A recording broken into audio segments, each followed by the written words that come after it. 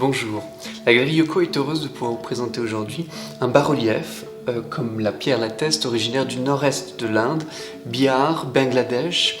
Il s'agissait en l'occurrence des anciennes régions Pala Sena, l'un des plus importants royaumes médiévaux d'Inde du Nord.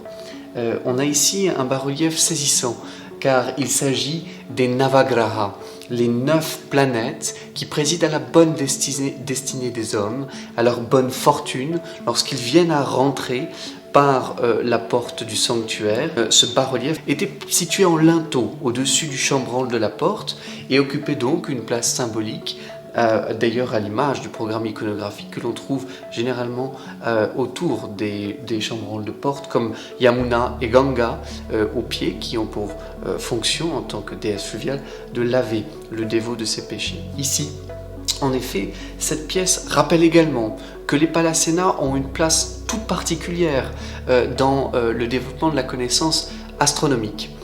Les planètes qui sont citées sont toujours aujourd'hui en vigueur dans les répertoires de la connaissance astrologique et dans la pratique astrologique, qui est une pratique très présente dans la culture indienne. On retrouve à gauche la figure de Ganesh. Bien évidemment, cette figure ne fait pas partie des 9 planètes, mais elle préside également à la bonne fortune, et son embonpoint caractéristique, sa massue, symbole de sa lignée avec Shiva, et ses modakas qu'il tient dans sa main gauche témoignent de ce dieu des agapés, des réjouissances, des célébrations.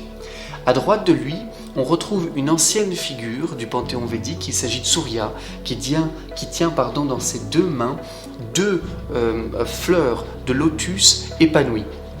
Il s'agit en l'occurrence de la représentation du soleil. Svar signifie briller en sanskrit, et on retrouve à ses pieds un cheval, puisqu'il est tracté par 8 chevaux selon la tradition. À sa droite, on retrouve également la figure caractéristique et presque contrepartie de Surya, de Chandra. Il s'agit de la lune. Soma va donner le premier jour de la semaine, Samvar en hindi, le lundi. On va, pour les attributs, retrouver le mala, le rosaire, celui qui permet de symboliser la piété, tandis que dans l'autre, le poao. À droite, on retrouve Mangala, Mars. À sa droite également, Brihaspati, un seigneur tout à fait intéressant, puisqu'il présente des cheveux hérissés, symbole de son caractère courroucé. Il est fils de Chandra, et il est également Mercure selon l'astronomie indienne. À sa droite, on remarque un personnage dont il manque la figure. Il s'agit de Brihaspati, et ce personnage est un sage, là encore témoin de l'acculturation de l'édisme au sein du panthéon hindou.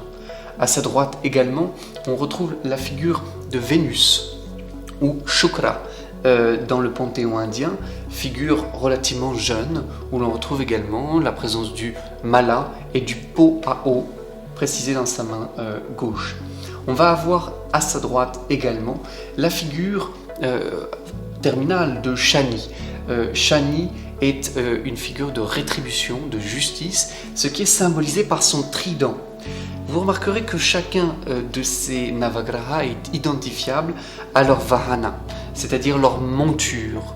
Et puis enfin à gauche, on retrouve une figure opulente, énorme, obèse. Il s'agit là de Rahu. Rahu et Ketu sont initialement un seul et unique corps, mais selon le mythe cosmologique, qui va donc expliquer comment le monde apparaît, Ketu aurait bu l'élixir d'immortalité que les Devas auraient bu et qui leur aurait permis de pouvoir triompher des démons.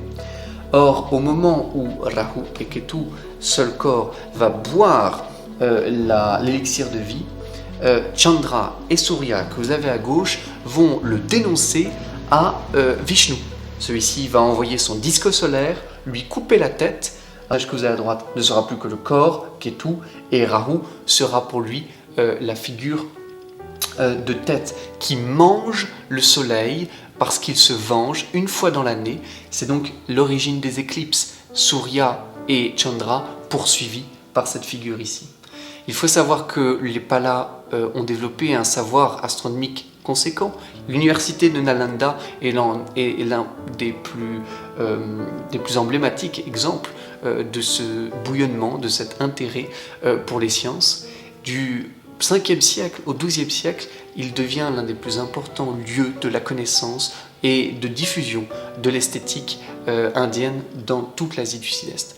Je pense que vous en avez un exemple tout à fait saisissant et j'espère que vous aurez plaisir, en tout cas, à être si bien accompagné dans vos actions. Merci.